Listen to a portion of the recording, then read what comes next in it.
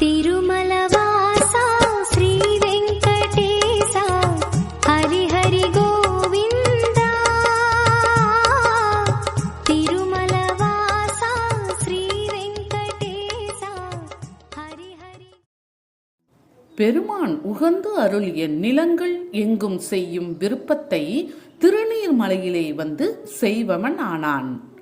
மனிதர்கள் பொறுப்பற்றவர்கள் சொல்லை கேட்டு துன்பப்பட்டு போகாமல் அவனை பற்றி பயன்பெற்றவராய் ஆகுங்கள் என்று பிறருக்கு அறிவுரை வழங்கத் தொடங்குகின்றார் திருமங்கை ஆழ்வார். அன்றாயர் குலக்கொடியோடு அணிமாமலர் மங்கையோடன் பலவி அவுணர்க்கு என்றானும் இரக்கம் இல்லாதவனுக்கு உறையுமிடமாவது இரும்பொழில் சூழ் நன்றாய புனல் நரையூர் திருவாலி குடந்தை தடம் திகழ் கோவல் நகர் நின்றான் இடந்தான் கிடந்தான் நடந்தார்க்கு இடம் மாமலையாவது நீர்மலையே.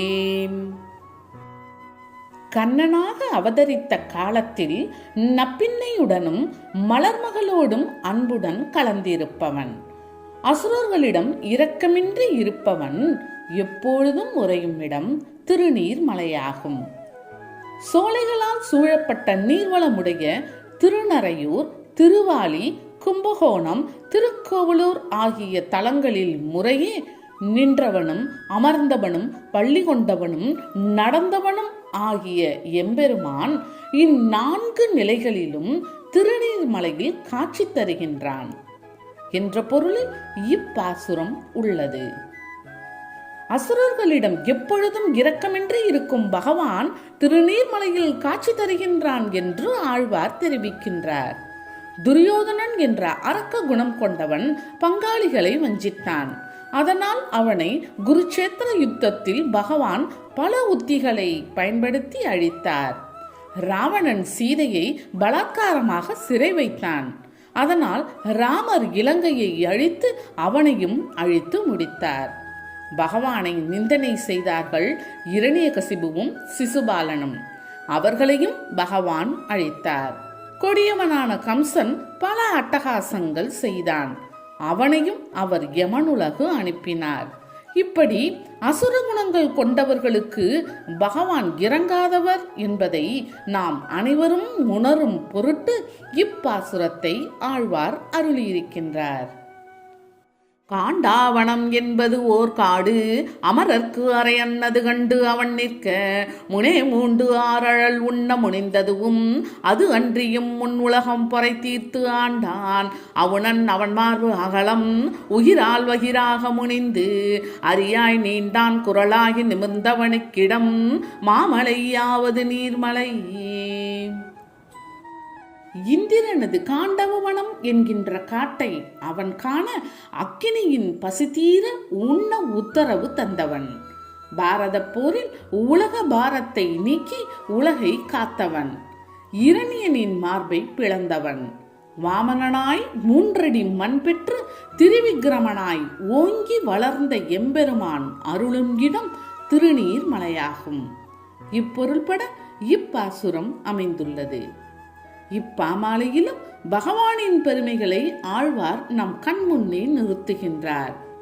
அக்னியின் தாகத்தை தீர்க்க காண்டவனம் என்ற காட்டை எரிக்கச் சொன்னவர் பகவான். அப்படி அக்காட்டை எரித்து அவன் சாந்தமானான். கொடியவர்களான கௌரவர்கள், கம்சன், சிசுபாலன் போன்றவர்களால் பூமி தேவி பாரம் தாங்காமல் துன்பமடைந்தாள். அதனால் பாரத யுத்தத்தை தோற்றுவித்து லட்சக்கணக்கானவர்களை அழித்து பகவான் பூபாரத்தை நீக்கினார். இரணியனின் மார்பை கிழித்தார். வாமனனாக தோன்றி மகாபலியை பாதாளத்தில் அழுத்தினார். இப்படியெல்லாம் உலகம் வாழ சாதனைகள் புரிந்த பகவான் திருநீர்மலையிலே வீற்றிருக்கின்றான். நீங்கள் அனைவரும் அங்கு சென்று வணங்கி உங்கள் துயரங்களை எல்லாம் போக்கிக் கொள்ளுங்கள் என்று இப்பாசுரத்தின் மூலம் ஆழ்வார் வழிகாட்டுகின்றார். அளம் மண்ணும் அடசூரி சங்கம் எடுத்து அடலாழினால் அணியார் உருவின் புலம் மண்ணும் படம் புனை கொங்கையினால் பொறை தீர முன்னால் அடுவாள் அமரில் பல மன்னர் படச்சுடர் ஆழியினை பகலோன் மறைய பணி கொண்டு அணி சீர் நிலமன்னனுமாய் உலகு ஆண்டவனுக்கிடம் மாமலையாவது நீர்மலை. அழகுள்ள திருமேனியில் சுதர்சனம், கலப்பை, சங்கு ஆகியவற்றை தரித்து விரோதம் கொண்ட துரியோதனாதியரை அழித்து பூபாரம் நீக்கியவன். பாரத யுத்தத்தில் கூட்டம் கூட்டமாய் வீரர்கள் மடிய ஜெயத்ரதனை கொல்ல சக்கரத்தால் சூரியனை மறைத்து சாரதியாய் நின்று பகை முடித்த துவாரகாதீசன் ஸ்ரீராமச்சந்திரமூர்த்தி வீற்றிருக்கும் இடம் திருநீர் மலையாகும். இப்பொருளில் இப்பாசுரம் அமைந்துள்ளது. இப்பாமாலையிலும் பகவானின் பெருமைகளை ஆழ்வார் நம் கண்முன்னே நிறுத்துகின்றார். அபிமன்யுவின் மரணத்திற்கு காரணமாக இருந்த ஜெயத்ரதனை நாளை சூரிய அஸ்தமன காலத்திற்குள் கொல்வேன், இல்லாவிடில் தீ வளர்த்து உயிர் நீக்குவேன் என்று அர்ஜுனன் சபதம் செய்தான். அர்ஜுனன் இறந்தால் போர் முடிந்துவிடும், நாம் வெற்றி பெற்று விடலாம் என்று கனவு கண்டான் துரியோதனன். மிகப்பெரிய வீரர்களோடு அவன் ஜெயத்ரதனை காத்தான். அதனால் அஸ்தமனம் நெருங்கும் வரை அர்ஜுனன் ஜெயத்ரதன் இருக்கும் இடத்திற்கு அடையவே முடியவில்லை. எல்லோரும் அர்ஜுனன் அழிந்தான் என்றே நினைத்தார்கள். ஆனால் அந்த சமயம் சக்கரத்தால் சூரியனை மறைத்து ஜெயத்ரதன் தலை அருந்து விழும்படி செய்தார் பகவான் கிருஷ்ணன். அந்த மாய கிருஷ்ணனே திருநீர்மலையில் நம் துன்பங்களை எல்லாம் எந்த வகையிலையாவது அழிக்க காத்திருக்கின்றான் என்பதை இப்பாசுரம் மூலம் ஆழ்வார் எடுத்து காட்டுகின்றார். தாங்காதது ஓரால் அறியாய் அவுணன் தனை வீட முனிந்து அவனால் அமரும் பூங்கோதையர் பொங்கு எரி மூழ்க விளைத்து அது அன்றியும் வென்றி கொள்வாளமரில் பாங்காக முன் ஐவரோடு அன்பலாவி 15 இரட்டி படை வேந்தர் பட நீங்கா செருவில் நிறைகாத்த மணிக்கிடம் மாமலையாவது நீர்மலை. பகைவர்களால் தாங்க முடியாத நரசிம்மமாய் அவதரித்து இரணியனை அழித்து அவன் மனைவியை தீக்குளிக்கும்படி செய்தவன். மேலும் போர்க்களத்தில் பாண்டவர்களோடு சேர்ந்து நூற்றுவரான துரியோதனாதியர் அழிய திரௌபதியின் நலம் காத்த எம்பெருமான் வீற்றிருக்கும் இடம் திருநீர் மலையாகும். இப்பொருள்பட இப்பாசுரம் உள்ளது. இப்பாமாலையிலும் நரசிம்மமாய் தோன்றி இரணியனை அழித்ததையும் துரியோதன கூட்டத்தை அழித்து திரௌபதியை காத்ததையும் ஆழ்வார் எடுத்து காட்டியிருக்கின்றார். இப்படியெல்லாம் தன் நண்பர்களை காத்த பகவான் திருநீர்மலையில் வீற்றிருக்கின்றான் என்று அவர் நமக்கு வழிகாட்டுகின்றார்.